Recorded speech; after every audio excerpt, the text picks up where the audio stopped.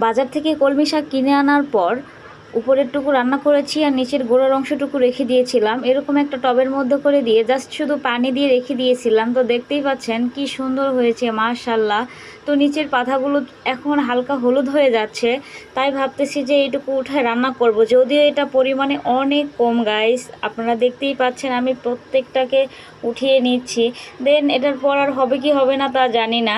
তো ফাইনালি আরেকটাতেও লাগিয়েছিলাম অন্যরকম, তো সেখান থেকে কয়েকটা হয়েছে, এগুলোকে উঠিয়ে নিচ্ছি। ফাইনালি দেখতেই পাচ্ছেন এই কয়টা হয়েছে। এখন আমি শাকগুলোকে ভালো করে কেটে কুটে নিচ্ছি।